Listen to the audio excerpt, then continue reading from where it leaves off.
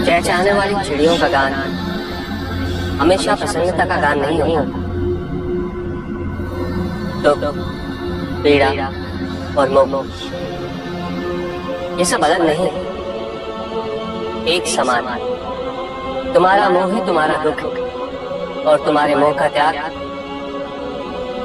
तुम्हें पूर्ण रूप से सुखी कर सकता है।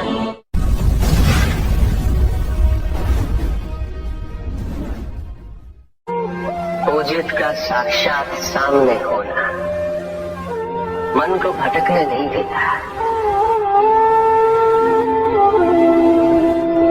किंतु जो सच्चे भक्त है भगवान तो उनके मन, उनके हृदय में निवास करते हैं।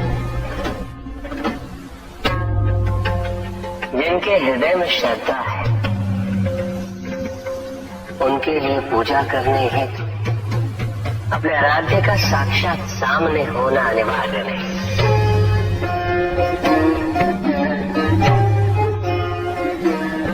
वो तो अपने मन के नेत्रों से प्रतिपल उनके दर्शन पा रहे।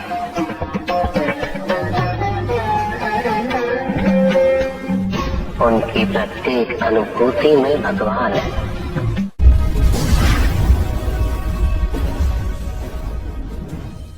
सत्य तो शाश्वत है, सत्य संसार में संतुष्टि और सुख का माध्यम। तो सत्य से विमुख हो वो सदैव दुखी रहता है। जिसने भ्रम का मार्ग अपना वो आजीवन ढूंढता रहता है, किंतु विडंबना यही कि उसे ये ज्ञात ही नहीं कि वो ढूंढ क्या रहा है। सत्य तो यही कि तुम एक दैत्य अंश हो।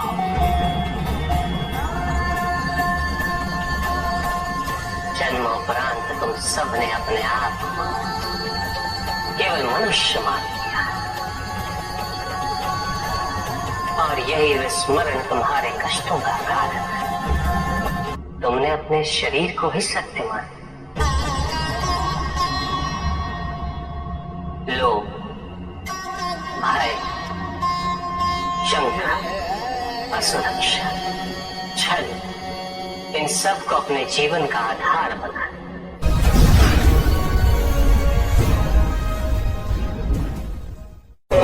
महाशिवरात्रि का व्रत विशेष फलों को प्रदान करने वाला है।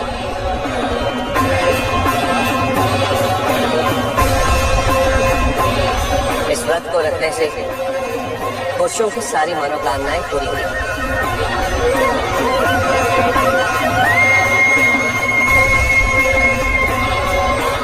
सुहागन स्त्रियों का सुहाग हमेशा बना रहता है और तुम्हारी लड़कियों को मनचाहा वर मिलेगा।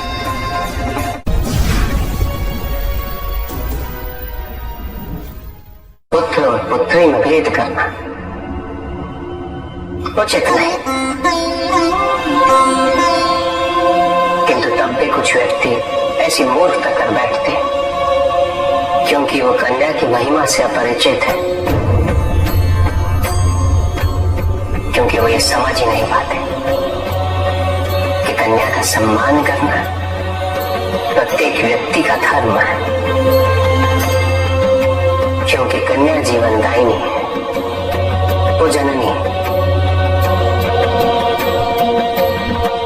और जननी तो केवल सत्कार के योग्य होती, उपेक्षा की नहीं, उसका तिरस्कार नहीं किया जाता। एक कन्या विवाह के पश्चात दो कुलों को जोड़ती है। परिवार की स्थापना है तो एक कन्या की भूमिका पुरुष से कहीं अधिक महत्वपूर्ण होती है। और जब परिवार से परिवार जुड़ते हैं तो समाज की स्थापना होती है।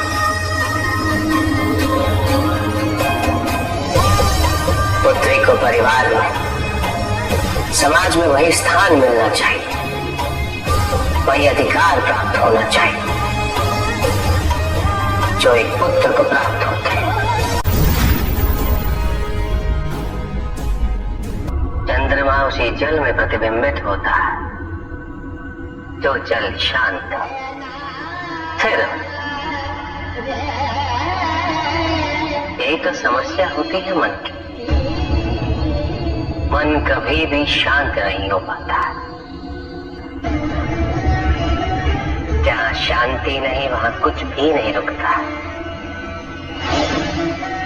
समुद्र की लहरों की भांति विचारों का उपद्रव मन को निरंतर स्थिर रखता।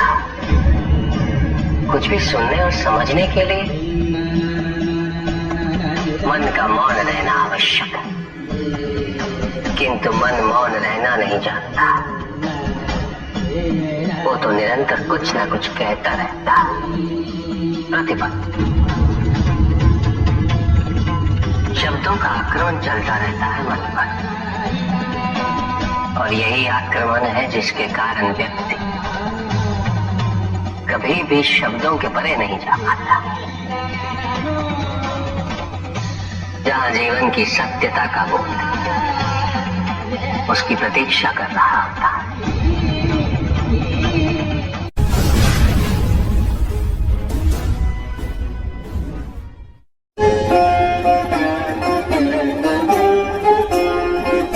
मैं वो हूं जो नहीं है,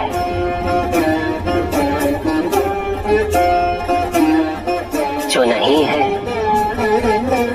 वो मैं हूं।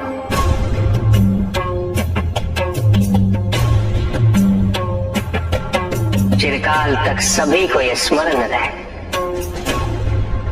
जब आप में श्वास है तो मैं आप में हूं।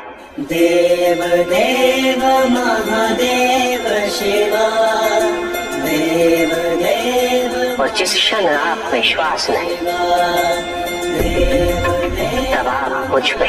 देव शिवा, देव देव।